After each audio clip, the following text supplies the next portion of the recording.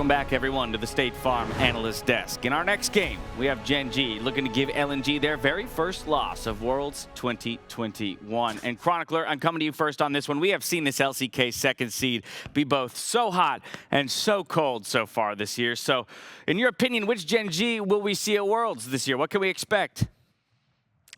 It's a loaded question, Dash, because I have no idea. And I know it's my job to have an idea, and I'd like to say that I have an idea. And my expectation is that we're going to be seeing a very similar Gen.G like we've seen in the regular split of the LCK and like we saw last year at Worlds.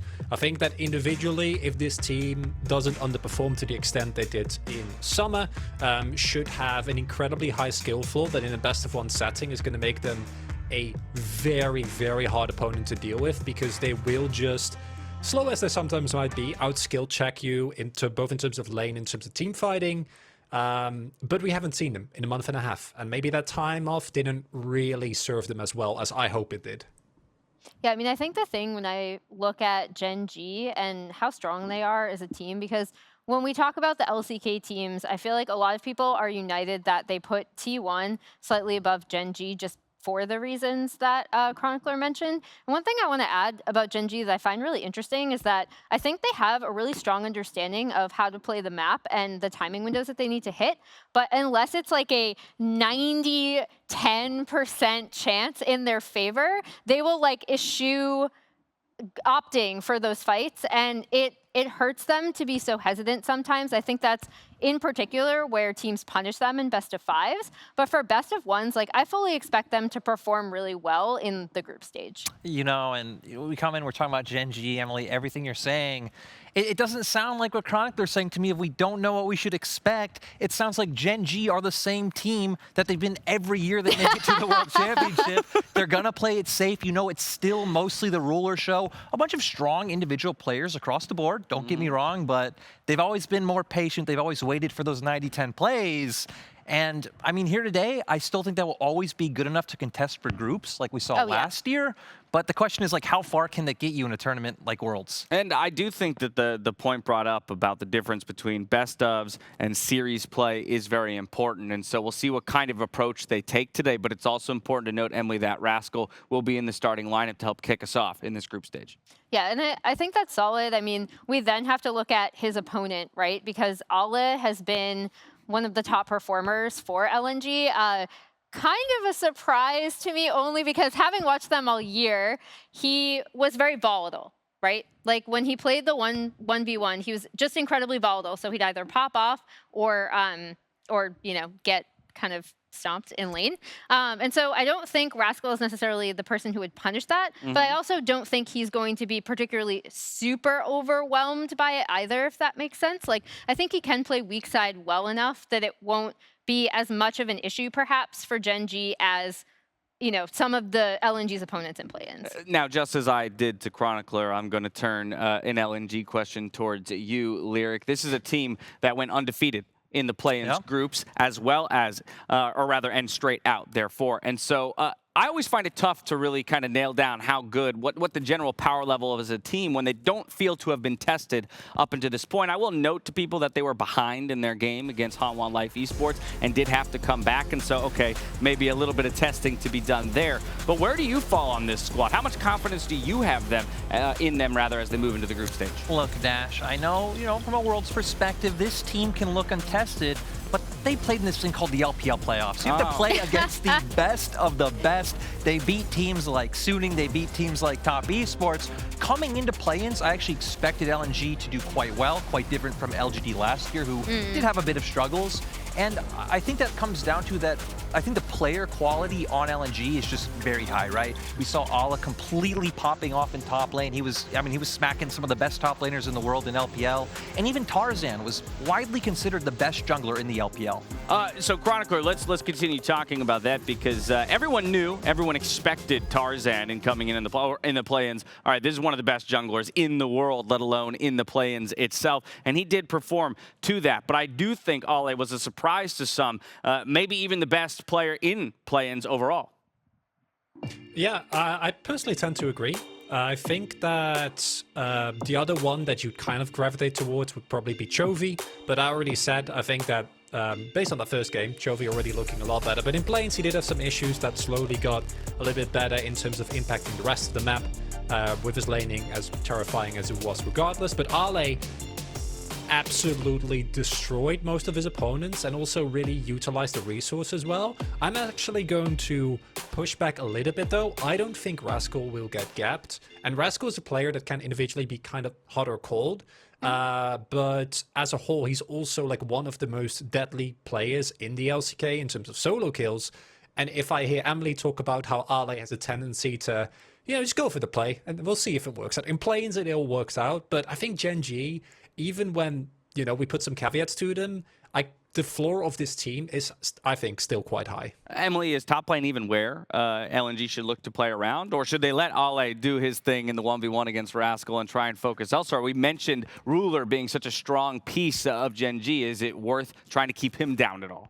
I mean, I think what LNG should do is continue to play around topside themselves. I agree with what Chronicler said about Rascal in that, like, again, I think he should be able to, at the very least, even if Allah is trying to push a volatile matchup, absorb that pressure depending on jungle interference. And that's actually where I'm looking for Tarzan, and also whether Icon in the mid lane, I don't consider him like the strongest laner. I certainly don't consider him a stable, steady presence that BDD is in that mid lane, right? So I'm really looking at the top side of the map, but I do think that's where LNG should focus. Like, I do think if they put Allah on something that he is comfortable on in the 1v1, have him make it really volatile with Tarzan's interference, that's a really good blueprint for LNG rather than playing around bot side. All right, we've got the blueprint for LNG. If you had to give a blueprint to Gen.G, Lyric, what would it be? I think Gen.G should just keep playing the way they've been playing. You know, again, you shouldn't really change the blueprint at the last second. Play it slow, play it steady. LNG showed us in that game against Hanwha Life and play-ins, not all of their games are like really fast and destructive. If you get to mid-game, I think Gen.G can take it. All right, game 4 coming up next, but we're going to head to a quick break. On the other side, it's Gen.G facing a tough challenge in the top lane versus LNG, as Ale has been on fire so far here at Worlds.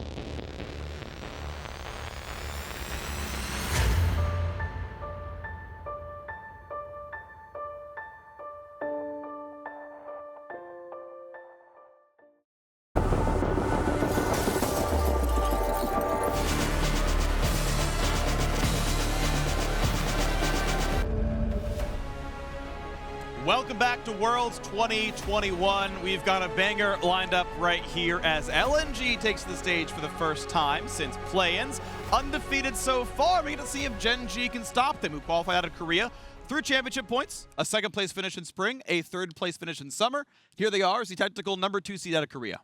And Gen.G is one of the teams that most people have a very concrete idea in their head of what this team is, how they're going to play, and they even themselves in watching their self-documentary from Gen.G are very aware of this.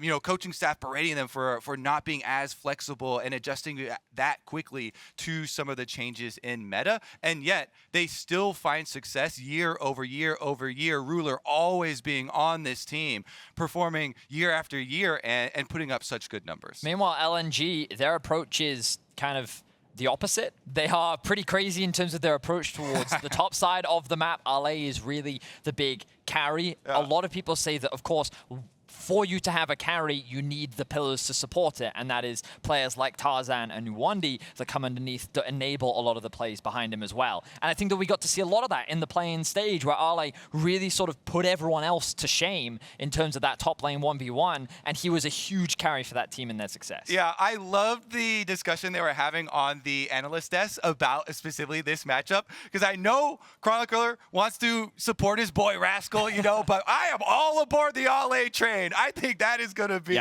pain train on top side for the side of Ale for LNG. This man was the kill leader for top laners in the LPL, okay? And he did that's the league that has Zhao in it. He absolutely smashed, and he continued it on the world stage. So he already is showing that he is unperturbed by high pressure games. First in every single stat. Did you see the graphics? So I'm just fully all aboard. I'm really looking forward to specifically that side of the matchup, because you know Gen.G likes to play so much more controlled, so much more for team fight, so much more for a lot of scaling into the game and try and get Ruler their basically king piece into the action. And when you supplement that with things like BDD, especially against Azir or Zoe or one of his iconic champions, this is what they're going to bring to the table.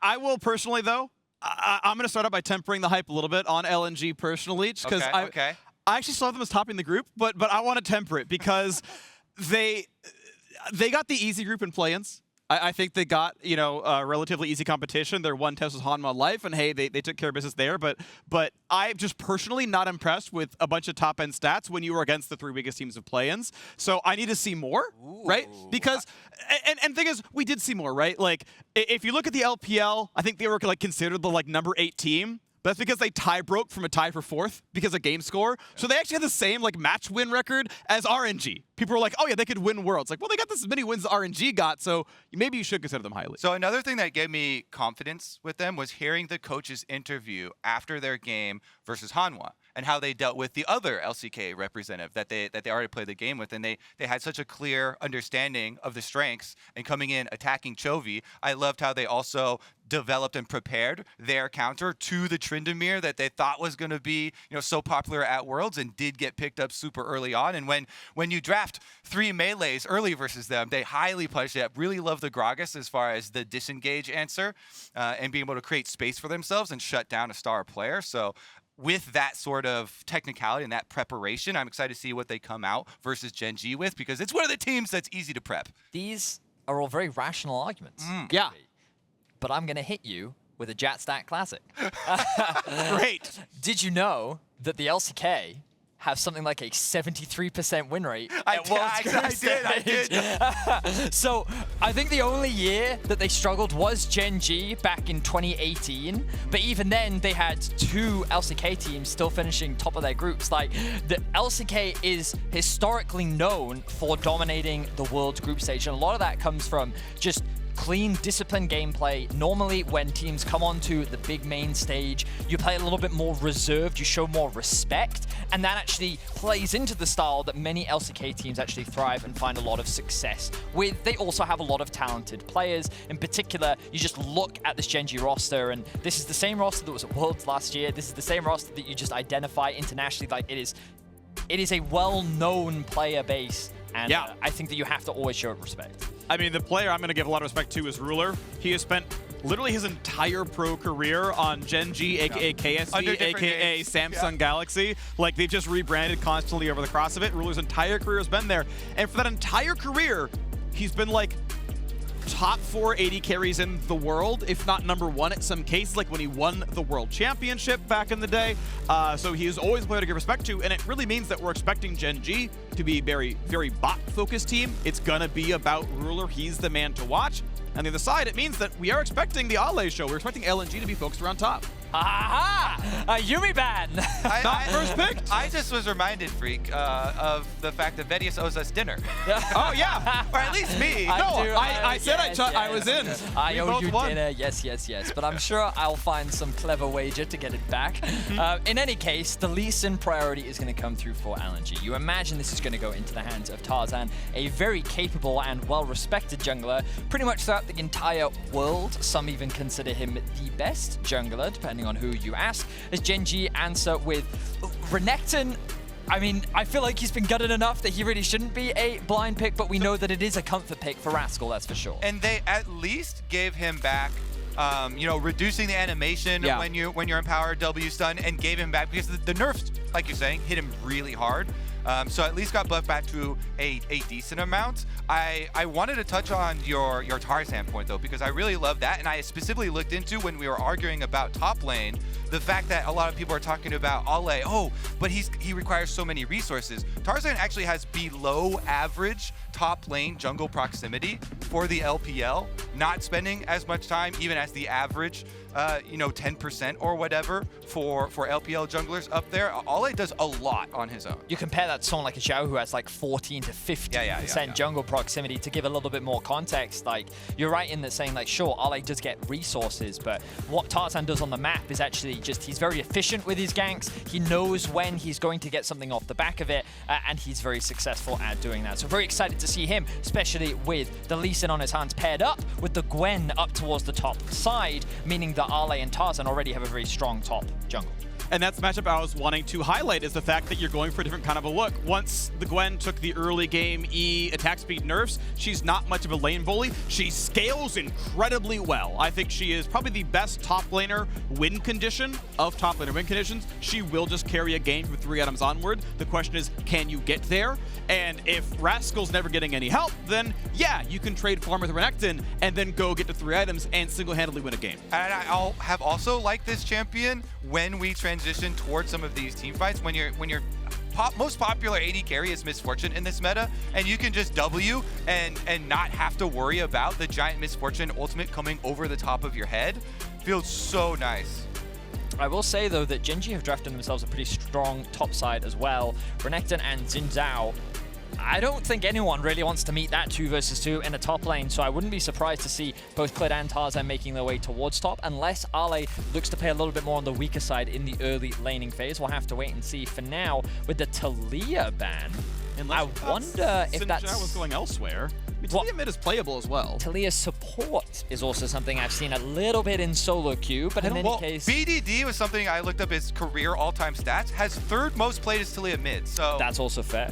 Could be flexible there for mid lane. I was hoping that we'd actually see more flex between jungle and mid lane champions with you know, all the talents and Zens and stuff, but Talia is definitely one too.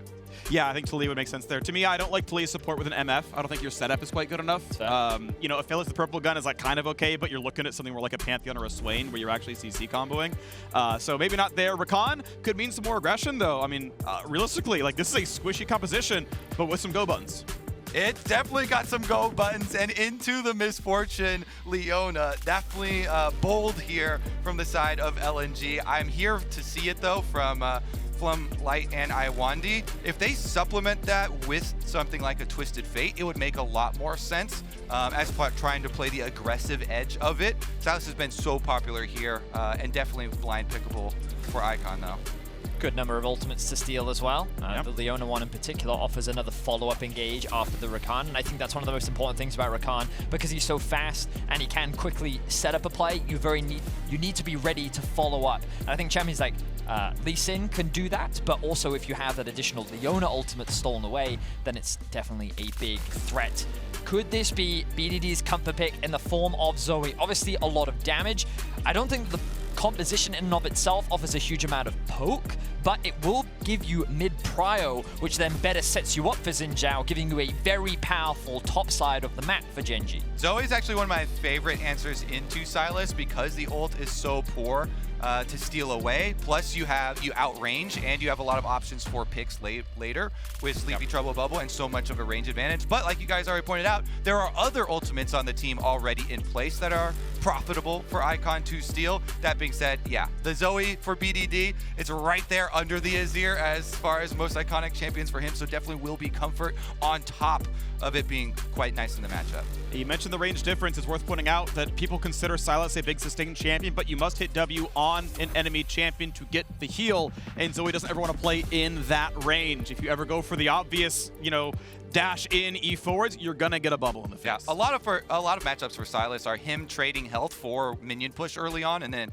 trying to use your teleport to get it back. But against Zoe, it's one of the more difficult ones because you don't get as much back. And I think one of the biggest things about Zoe is she's going to be offering Gen.G this mid lane prio. I look at also this Renekton early game, top lane prio. Bot lane, I think that in the Misfortune Leona, maybe level 1, it may be a little bit hard to get that lane prio just because of that extra range that Aphelios does have. But I can see like a lot of winning lanes here for Gen.G, giving their jungle a lot of agency, and a Zhao that's able to get off or get going very early into the game. The question is, will Gen.G actually leverage some of this early aggression that they do actually have at their disposal? And they're also going to have to worry about getting outscaled. This is one of the rare, actually, champion selects where it's Gen.G being the ones like, oh man, we're facing Gwen, Sylas, Aphelios, mega scaling champions on the opponent team.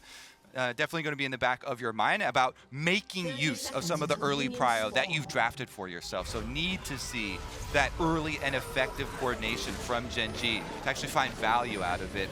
For first topside move, doesn't find anyone, so it's just going to be the early ward. Yep, make sure you tell us what you feel about the game. Verizon 5G all chat, hit us up, let us know. Do you have opinions? Do you have celebrations you want to provide?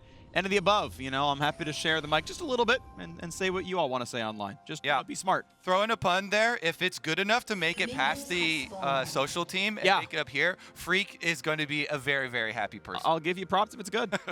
I'll give you props if it's bad. He will flame you 90% of the time, though. Yeah. Have no disillusionment. If it's a low effort pun, like live on air, it can be tough. But if you have time to sit there and write it, there's no excuse. So just very quick, small story. I will never forget, I think it was 2017 or 2018 Worlds when Medic and Freak were sat in a room together. Ooh, yes. It was one of the worst experiences. It was one of the best experiences of my life. Because they're basically the same person when it comes to coming up with really bad jokes. Yes. And so I'm very grateful that they're not in the studio together today. Yeah. It also has a multiplicative effect. It really does. Because one of them does one, and then the other one's brain lights up. They're like, woo! It's an experience, that's for sure. In any case, let's talk about junglers, because we already talked about how Tarzan is very recognized as one of the best junglers in the world, and he earns a lot of respect. But back when Clid was playing on T1 and Tarzan was playing on Griffin, it was actually Clid that was often getting the better of Tarzan. It was actually T1 that was often coming out on top. And I think that historically, it is Clid that has been able to find Tarzan's number. But we'll see if he can do the same thing today. As we talked about, he has a lot of priority. Right now, it looks like that he's pathing towards the bot side of the map, doing a full clear up towards top. Meanwhile, Tarzan has done his red into Raptors, and it's actually now going up to Gromp. So perhaps Tarzan is expecting Zhao to be pathing up towards the top side of the map, and they may very well end up running into each other towards the bot side, but we'll see as the junglers continue. Yeah, well, as a jungler, you're taking into account from Champion Select about your early pathing towards your Gwen that has Ignite. So I think, with Summoner Spell Choice, taking Ignite here and being able to play the early level 1 versus Renekton very aggressively, because you have the added effectiveness of your all-in of the Ignite damage, you can afford to bully Renekton off the wave. And this is one of the openings versus Renekton that a lot of people like to take advantage of. Level 1, it's not nearly as scary as the rest of your early lane phases for Renekton, and you kind of deny him the Fury threat build up if you can play super aggressively right off the bat. So pathing up towards top side to your flashless Gwen makes so much sense in allowing him to play the lane the way he wants to. Interesting choice here. Tarzan went for a very top lane safe path. It was Red Raptor's Gromp, late blue, and then covered top as the tower crash came in, because the level 1 didn't allow them a deep ward. so they couldn't track Clid. They didn't know if Clid was going to go for a, punish the level 3 top lane dive play. So ended up kind of skipping a camp. Like now he's on Wolves, now he's on his way down. But generally speaking, I think Clid has, a bit better jungle pacing based on the fact that Tarzan kind of play a pretty safe line. Yeah, I think you summarized it really nicely, Kobe, and like we talked a lot about it in draft. I was concerned because I think that early on Renekton can get this priority, but thanks to this Ignite and thanks to the way in which Ale is playing it, he has actually done very well. And you can see now that that wave is starting to bounce back towards Gen.G. Do have information as to where Tarzan is. This could be an opportunity for a top lane dive. This is a huge stacking wave. We can see that Icon has just gone back to base, and this could be a window where BDD actually looks to roam up towards top, and Clid could look to move with him. But I think that wave is going to crash into the tower a little too early, which means that a dive seems unlikely to happen. Looks like it's going to be all right. Obviously, Clid is on the way to that side because his stuff's coming back up. And actually, they are going to go for the play. BDD takes a shot and goes for the TP play. Ale level 4 right now, and they're all in range of it. He's going to fall asleep, gets a bit of damage, and goes down. Rascal saves his life, and Gen.G find a first blood top lane. So I spoke too soon. We talked about the potential play, but BDD leveraged the TP advantage he had over Icon, and they were able to get an early kill onto Ale. That was such an insanely intelligent move from Gen.G, from BDD specifically, to use his teleport up there, put Ale to sleep, put Ale in the dirt in the early game. They had done so much to get this Gwen a really good early lane phase. And yet, with the timing, with the information, seeing on the recall timer there and the deep ward on Krugs, they account for every member. So they know there is not that danger of the collapse, of the answer for the top side teleport dive there. Just really well done accounting for all your answers from your opponent, and BDD showing some class here, helping out Rascal on the top side, making that effective dive work out right before being able to reset. I mean, I also have to give so much credit to BDD because he forced Icon out of lane at level 4, right? He forced his HP pots low, he forced him to go back to base, and he forced him to use his TP early, and because of how well he played that 1v1, it gave him that window to leverage the stacked wave up top and then TP and get a really effective punish. So huge props to BDD. First game at Worlds, looking very good. Exactly. It's the two things you're accounting for. I push my mid laner out, get their teleport, and with our deep ward on Krugs, we see the enemy jungler. So all variables have been eliminated, and Gen.G on top of it pick up Dragon number 1. 700 gold lead, more than just the first blood there. You've got bot lane pressure, 7 CS lead for Ruler. Recall actually got to be a bit better as well since he got the serrated Dirk instead of what came on the other side. So yeah, that's going to be a nice power spike and it feel good to keep the lane pressure going. And the Make It Rain poke has just like worked pretty well. Light and Iwandy just kind of stuck on a turret the whole time, giving the ability to help Clid constantly. They got the first dragon really early on as a result of that one.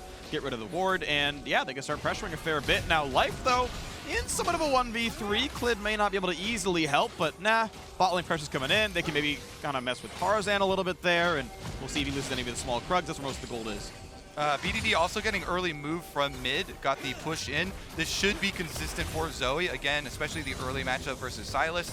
Range advantage, able to poke him out. You can't get a lot of extra sustain there. And you see no further potions or sustain for Icon. So BDD will remain in control of mid lane. Auto!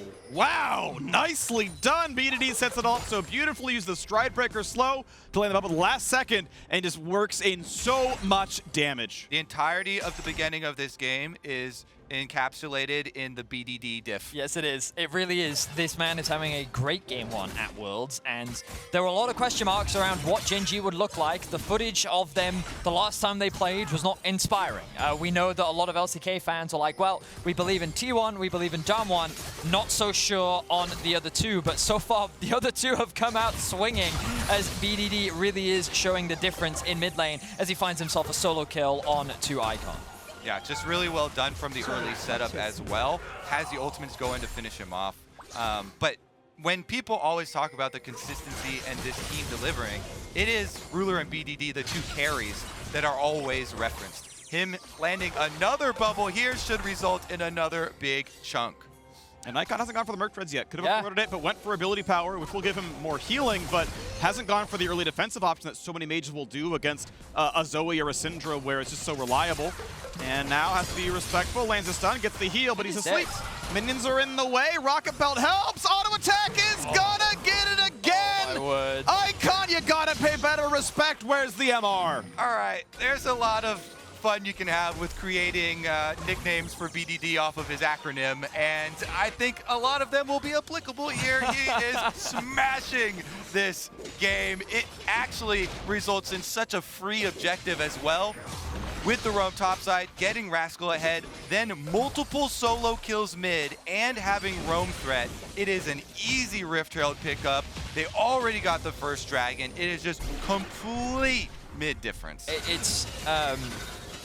It's one of the rare times where we actually see this in pro play, because like Chovy is a great example of someone that doesn't necessarily kill you a lot, but he puts a lot of pressure down, he gets a lot of CS advantages. But the fact that BDD is just solo killed Icon twice within what, 2-3 minutes of each kill is just, the gap in mid is massive. This is why in Champ Select we hit both points of it's a good matchup into Sylas, and it is BDD piloting the Zoe. Yeah, and the fact not only is he solo killing twice, he's TP'd out of his lane to kill someone else. That's true. Yeah. And then still solo kill. And look at the assist in that one. It's not like he got the 400 gold and snowballed that himself. It's like, nah, he's just completely better. This game is entirely mid-diff. All right, let's rein it back in here because there are scaling outs later for LNG.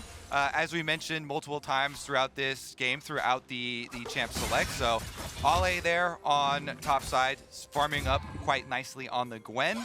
Bottom side has also been a bit of exchange of pushes, but Tarzan actually making him move mid. Icon really needed that stun to set it up. That might have been enough to punish BDD and maybe force a flash, but not going to matter. You know, tries to heal back up with a W. This time he will dodge the sleepy bubble and will dodge the paddle star. And he's able to get the cannon, so it's not too bad. I want to check in on bot lane because it's worth pointing out this game is only 300 gold apart, despite the huge mid difference. Well, actually, Light and Iwandy are farming really well down there. Light's actually up in farm, despite all the bot lane pressure. It's 3 plates to nothing. Like, they're doing great. Yeah, I will say that Gen.G, while BDD has been getting a bunch of kills, they're not snowballing off of this, right? They're not like moving him down to create like 4-man dives. He's snowballing himself. Yeah, exactly. That's the thing. The ball is in mid lane, and he's just throwing it at Icon's face. Exactly, over and exactly. over. But this is also something that I spoke with Atlas about last night, and he was talking to me about how Gen.G just have a lot of really good players across the boards, and sometimes they're able to do this. The question is, how well do they convert it? Now, good kick from Tarzan. You follow, good kill, wow. I mean, Tarzan has no extra information on, Rascal has no information on Tarzan's whereabouts. That was a very, very, very aggressive move from Rascal between turrets, trading over there with 0 wards, 0 vision, punished appropriately by Tarzan. Yep. You know, kind of right into his hands, and it does result in, yeah, their jungler topside, so Gen.G can get this dragon, but that is money that you do not want to give over. That is money into the Gwen's hands, which, as you mentioned, Freak can still, despite the early nerfs, build into late game monster. She's equal farm. Like, as much as she got killed and it was a nice play by BDD to teleport over with the crash the minion wave, it's 100 CS apiece, and now, I mean, also to get 1 plate, maybe a second. Like, this is not only a 300 gold kill, but 300 gold from turret plates. Like, that is a 600 gold fail. It's pretty crazy how LNG is still staying very relevant in this game because of how big the mid gap really has been. Gen.G, they typically are known for playing a relatively slow early game, and while their laners can, you know, perform very well, and we can often see them find these type of advantages, it's a matter of how well they're snowballing. And so sometimes, you know, when you talk about scaling, oh, hang on. Yep, gonna find ourselves a little bit of fight down in the mid lane. Icon gonna be the target, takes a bit of punishment, but will stay alive for now as Arle's into the battle. Is immune to bullet time, thank you very much, but BDD able to get inside that circle and get the damage across, and there's plates 3 and 4 dropped off of mid. Will they hit the rest of the turret is the question. It's pretty tanky, but they're putting the damage in. Herald is gone, they're forced to walk backwards. Turret still very, very low. Iwandy's gotta be careful. Oh, that shield from Tarzan saves his life. Yeah, good collapse here around mid.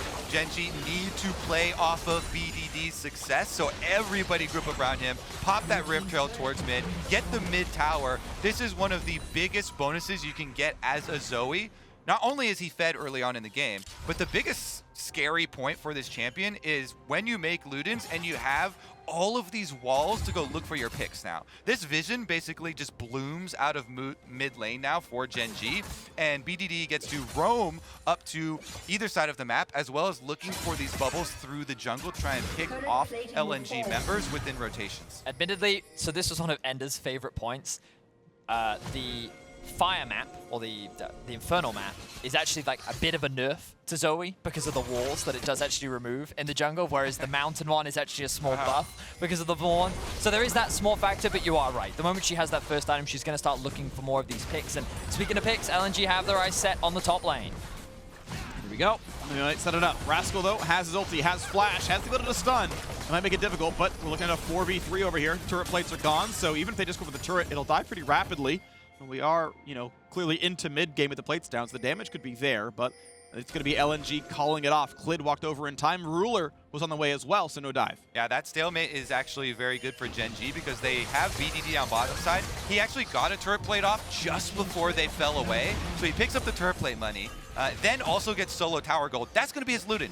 We are living the scary point that I just mentioned. Right. Luden's complete for BDD on the Zoe. There it is, and now he gets to go look for those picks. And now he's already reset, and now he's going to make his way back out onto the map, which means that Gen.G are going to have a window where they have a little bit more control over the map than LNG do. They're going to need to reset first, and it looks like the Gen.G is just going to continue to farm this into BDD's pockets. Level 11 right now, matching Ale in terms of experience as the Rift Maker is going to come through for him. And I'm looking at this next Drake. It will put Gen.G at soul point if they're able to secure it.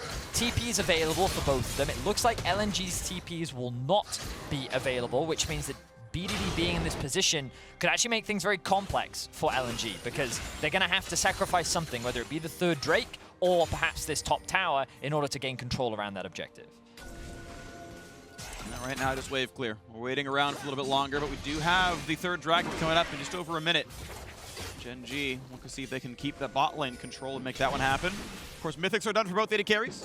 We see the MF going for the safer option of Eclipse Rush. We had seen Youmuu's Rush earlier in the day.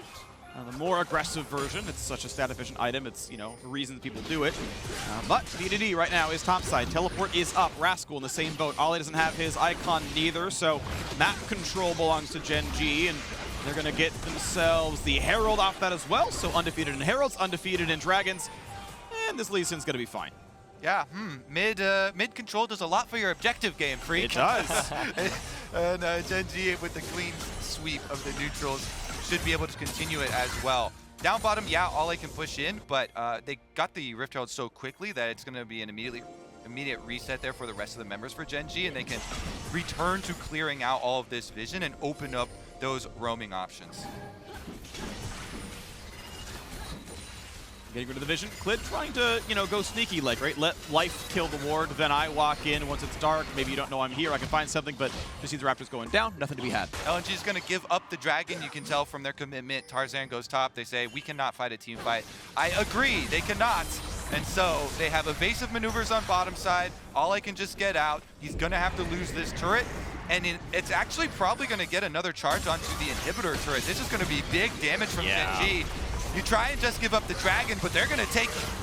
Oh, just barely able to immune Life's E. That's a huge deal. Now here comes the rest of the combo as the bot lane shows up for defense, and this might be pretty good. Clid nearly dead, but his ulti keeps him alive. Light can't quite find the kill, but that Herald charge, you called it, Kobe, it's going to land. Ale healed so much from his ultimate right there. I thought that he was dead and gone, but we saw double Gore Drinker into Ale's ultimate, and it was just like HP bars going down, up, down, up, down, up. It was actually unfortunate for them that they had already previously committed to a topside tower take with Tarzan up there, so they couldn't follow up on that big play. It might have been an opportunity had they actually had the numbers to follow up on it. But it does still result in the double objective for Gen.G, your dragon plus your bottom charge and turret. A couple of flashes did end up getting burnt as a result of that as well. Iwandy's not going to have that flash ult engage, and Clid and Rascal may be in a little bit more danger, but for now, Gen.G, they can just chill because they're at soul point. They know that they don't really have to fight for anything until the next Drake spawns, and in the meantime, they can just continue to build this gold advantage and look to get that second item. It means we really care about these next 5 minutes as the inflection point of this game because we are still scaling, and the gold difference is not too big. 1,700 is certainly not insurmountable. 3 diamonds to 0, 700, yes, it's obviously a lead for Gen.G. They are winning this game. But, you know, I'd put it at best 70-30. which means like there's a real decent shot at the comeback happening if Ale can finish his Nashor's Tooth, if the team fight can look good. His steel capstone, so if he's not being hit by the Zoe, like he's just not going to take much damage. Yeah. And we're very close to one bad move by Gen.G, flips the gold difference, you don't get Dragon Soul, you don't retain control, and you're never getting back in. This is kind of why in Champs Select we caution against the possible scaling advantage there for LNG on the other side, because the damage profile for Gen.G, while they do have a lot of early powerhouse lanes to work off of, they are very burst damage oriented and pick oriented with the Zoe and with the lethality MF. You know, there's plenty of room for Gwen, for Aphelios to have very big impact later if they avoid this big, you know, culmination of Infernal Soul fight. This is going to be the telling point. You know, if Gen.G actually win it, they get the soul, then you've got so much more damage. That's enough to move through, and you've got potential to pick people off with either Zoe or the Leona follow-up, and Misfortune Ultimate does so much damage. So they can either hammer it home here, or it starts to get into shaky ground. So the thing that concerns me for LNG is that you actually want to be first on the objective, because anyone that has ever played against a Zoe, you don't want to face checker. You just don't. So if you are late to the objective and you're trying to walk into that zone, there's the MF slow, there's the risk of a Leona ultimate, there could be a Renekton sitting in a bush, there are all these things, and then there's the Zoe who's not really sitting in the river, she's sitting everywhere else, making your life as miserable as possible. It's really important that they actually get that control, but the problem is, because they've lost so many out of towers, because they've actually lost so much of their half of the map, I struggle to see a way in which they can actually successfully contest this next Drake. And obviously there's a lot of time still left up before this objective even spawns, but that's the biggest concern I have right now, because if they can't get first on the objective, I don't see how they're even going to get close to actually get a fight that they could come out on top of. Yeah, plus it's actually kind of difficult at this stage for them to get the mid push, because what you want to do is push out your mid wave and then work into the river early, like at least 30 seconds beforehand to be able to get there first, so you don't have to face that situation, because then your minion wave basically pushes back or forces someone to show from Gen.G, or forces the Zoe not to be in position at that exact moment, and then rotate through for everybody else. So a quick update, I've been told peripheral issue for Gen.G. That is why the pause is here. Officials are investigating, so that is what I've been told. That is what I've now told to you all as well. And don't worry, we're also going to get everyone else's voices on this broadcast in a short amount of time as well. So soon we'll bring up the tweets, and we'll all have a jolly good time talking about this game. Jolly good time. Jolly good time. Yes. I see you've been in Europe for, what, a couple days now already? I had a 7-hour layover in London. Oh. It's my fault. He picked up a few things. I picked up a few things while in Heathrow, so I'm well-versed. Well, did you have some tea time there while you were there? Or, I had lunch. I had a burger. It was not. Do you have a favorite British I'm disappointed. colloquialism? You know, like some slang. You know, I really like their oat-based cereal Cheerios. Cheerios. Do you guys not have Cheerios? Of course we do. It's just a joke. It's a pun, Betty. Yes. Keep up. You got me. Yeah. I was really shocked then. Well, like, because we don't like. Is it a 7-Eleven? Is that like your shop? You go to. That's there are a lot of those. That's shop. Yeah, so Yes. we don't have that in the UK. We have commerce in the U.S. Yes. Yeah, but okay, but a 7-Eleven sounds like a burger place to me.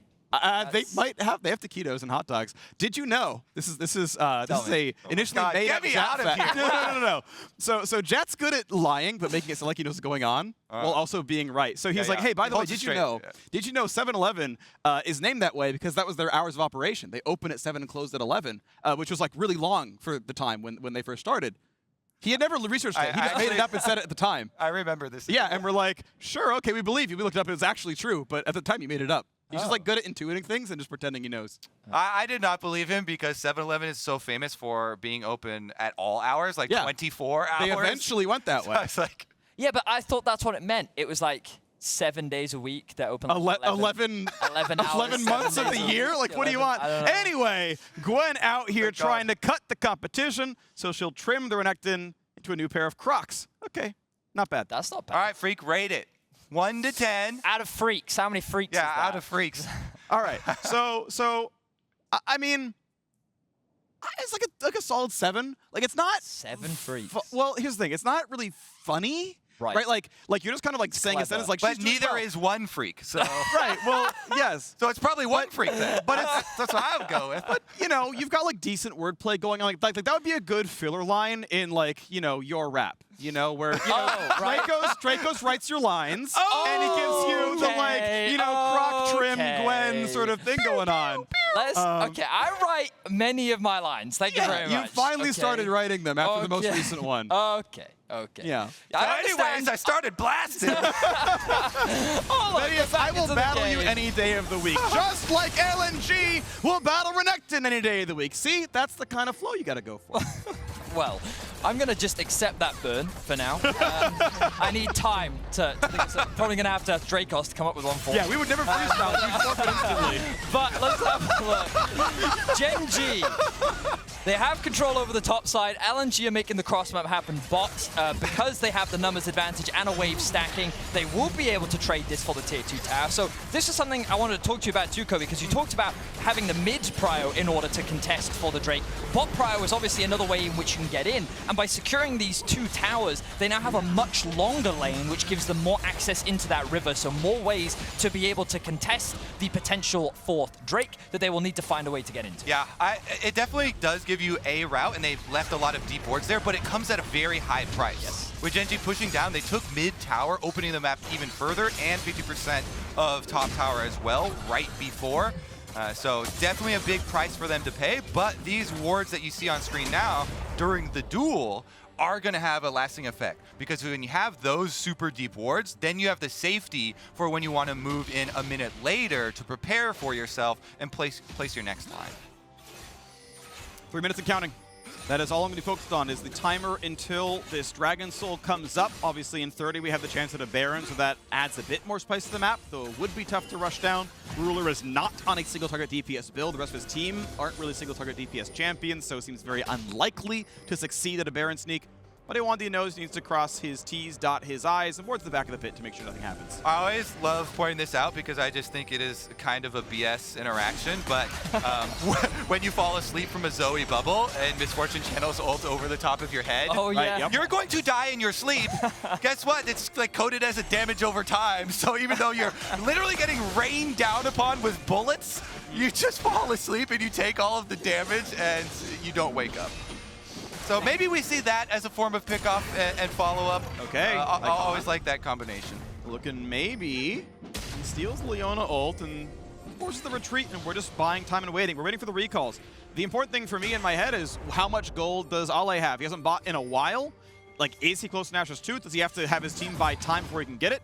Blue buff attempt going on. Who's going to get the burst? Q goes forward. Nice job, Rascal. Not only got the big wolf earlier, but gets the blue buff now as well. Big stun comes across. There's the sleep. There's the walkway. Just barely surviving. And Icon still holding on to the Leona ult.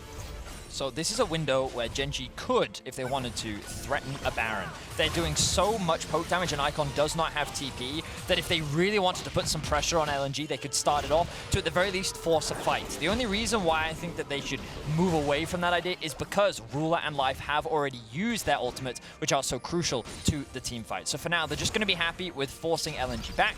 Gen.G is going to get a reset, and with the Drake spawning in about 1 minute and 15 seconds, this will be the objective that they look to set up for. And your eye is always on that timer as Gen.G. The reason they are very liberally using those ultimates for this pick is because they have over 1.5 minutes before the dragon fight comes up. So they're like, yeah, all right, this Zoe bubble lands, let's go for it. You know, throw down the Leona ultimate, throw down the Misfortune ultimate. The Misfortune one a little bit longer, so it's going to be kind of close as far as the cooldown for this dragon fight, but we'll be quite close. Important thing is Nashor's was completed off of Ale's recall, so he's got a 2-item power spike. Both AD carries 2-item power spike.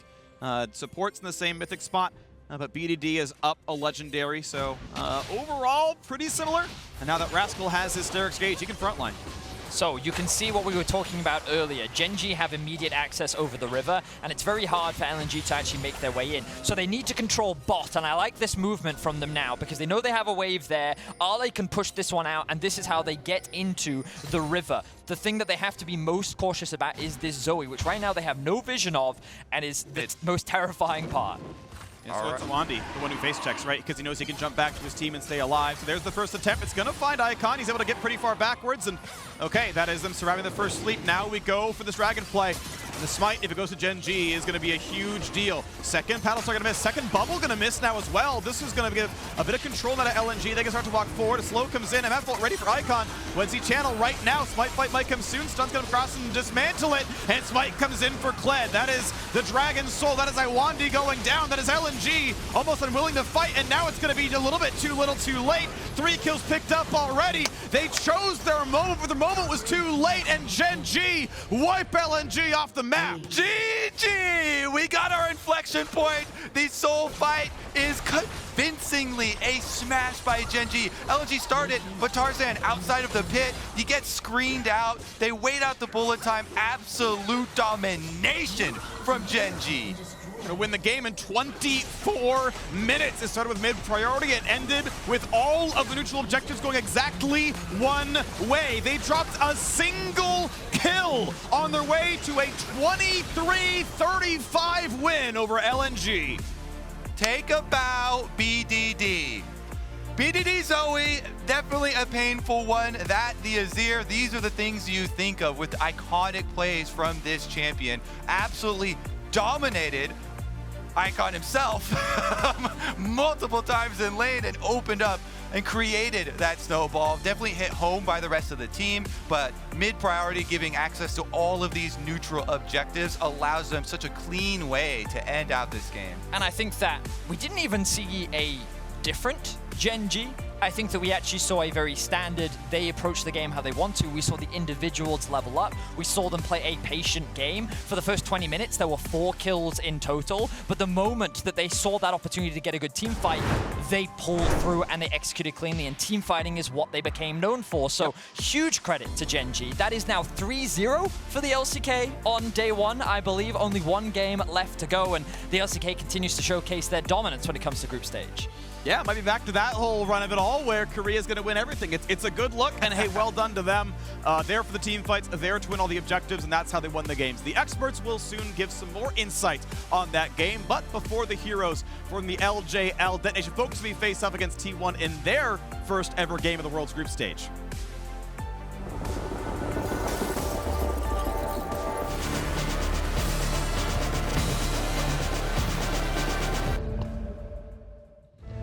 This ain't where the legends come from. You know what a hero looks like. Other people on fire, fire. Maybe it's time they meet their dragon. 'Cause if I gotta break it all down, then let's break it all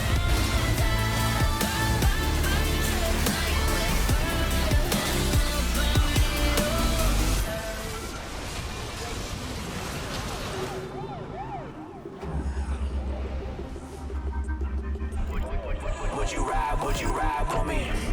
Handshake, one of a kind, homie. I be trying to vibe on the wave. I'm a big vibe on the wave. Look.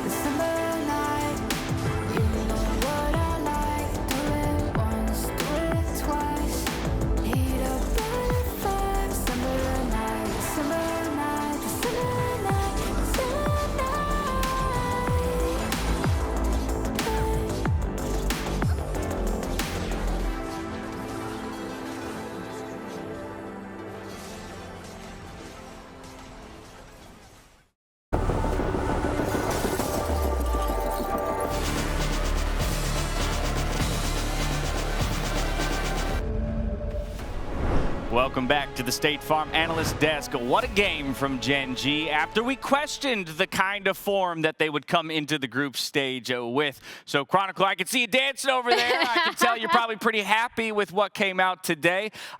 You know, does this assuage any concerns that you may have been having from before? Yeah, that's good old Gen.G. That's regular split Gen.G coming to Worlds. Kind of in line with what was hopefully, I think, expected. But you never know, right? Like I said, it's been a long time, and I was a little worried for them. But loading into the game, I was already feeling pretty confident, giving over the Crocodile to Rascal, even though I don't think the champion of itself is that strong. BDD Zoe felt good.